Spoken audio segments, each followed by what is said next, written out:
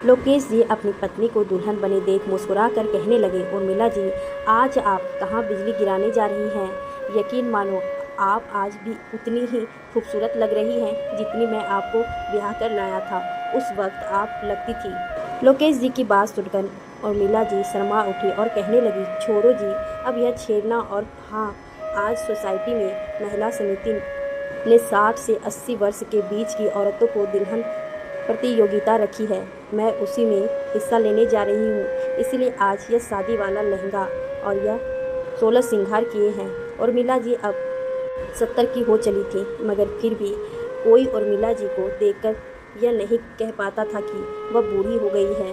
उनका तन में भले ही हल्की झुर्रियाँ वाला लिबास पहन चुका था, मगर उनका मन आज भी हर छोटे छोटे सुख दुख में बच्चों की तरह उछलना पड़ता था। वह बच्चों के साथ बच्ची बन जाती और बड़ों के साथ जब बैठते तो बड़ी बन जाती।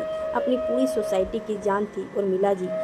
उनकी हमेशा की रूटीन थी सुबह 4 बजे उठ जाना, पंछियों को दाना डालना, कुत्तों को रोटी देना, योगा करना, बागवानी करना आदि, और फिर तैयार होकर लोकेश जी की और अपनी चाय बनाती और दोनों तसल्ली से पीते। तब तक बहू सोनाली भी तैयार होकर नीचे आ जाती थी और बेटा राजीव भी। और मिला जी बहू सोनाली के नीचे आने के बाद भी कभी खाली नहीं बैठती थी। वो सोसाइटी में रसोई सोनाली की मदद करती रहती थी। कुछ दिनों से उर्मिला जी देख रही थी कि उनकी बहू सोनाली को उनका हंसना बोलना अच्छा नहीं लग रहा था, मगर वह सोच नहीं पाती आखिर सोनाली को उनसे क्या तकलीफ़ हो सकती है। खैर, आज जैसे ही 16 श्रृंगार करके उर्मिला जी अपने कमरे से बाहर निकली, अपनी सास को इस तरह सजी धजी देख सोनाली तुरंत बोल पड़ी, हाय राम, अब इस उम्र में यही बाकी रह गया है क्या मम्मी जी? यह आप इतनी सज धज कर कहाँ जा रही हैं? आपको पता है मेरी सब सहेलियाँ मुझ पर हंसती हैं। वह कहती हैं, सोनाली, तेरी सास तो आज भी बहू बनी फिरती है, तू उनको समझाया कर, वह अब बूढ़ी हो चुकी है। उन सब की बातें सुनकर मैं कुछ भी नहीं कर पाती हूँ, क्योंकि वह सही तो कहती हैं। अब आप ही बताइए, आपको शोभा देता है क्या इस उम्र में इस तरह सजना संवरना? अब उर्मिला जी को सब समझा गया था कि इन दिनों सोनाली को उनका हंसना बोलना क्यों नहीं अच्छा लग रहा था। वह फिर अपनी बहू सोनाली को संयम के साथ समझाते हुए बोल पड़ी, क्यों नहीं शोभा देता है मुझे? क्या मैं अब सुहागन नहीं हूँ, या फिर 16 श्रृंगार करने का मुझे अब हक नहीं है? यह ज़रूरी तो नहीं एक उम्र के बाद इंसान को हर चीज़ में अपने मन को मार लेना चाहिए। मेरा तन बूढ़ा हो रहा है, बहू मेरा मन नहीं। और बहू, यह मत भूलो कि भगवान सब देखता है। शायद तुम्हें अभी यह मेरी बातें समझ ना आए, मगर जब तुम मेरी उम्र की हो जाओगी तो तुम्हें मेरी ये बातें बहुत याद आएगी, मगर उस वक्त मैं नहीं रहूँगी। बल्कि मैं तो यही कहती हूँ कि तुम भी आने वाले समय में मेरी तरह ही रहना। और एक बात सच्चे मन से बताना बहू, अगर इसकी जगह आज तुम्हारी माँ इस तरह 16 श्रृंगार करके तुम्हारे सामने खड़ी होती तो क्या तुम उन्हें ये सब कहती जैसे आज तुम मुझसे कह रही हो?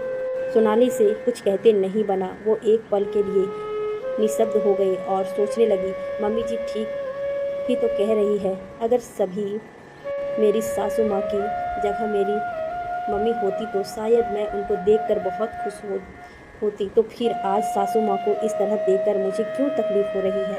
और मैं अपनी सहेलियों को क्यों नहीं दबाव दे पाई? इस तरह चुप देखकर उर्मिला जी ने अपनी बहू सोनाली से फिर से पूछने लगी, क्या सोच रही हो बहू?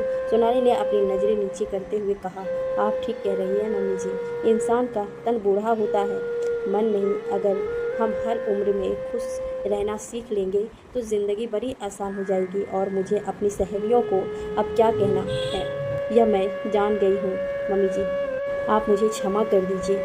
अरे सोनाली बहू, सास बहू में नो सॉरी नो थैंक्स कहकर उर्मिला जी अपनी बहू से पूछने लगी, अब तो बता दे मैं कैसी लग रही हूँ?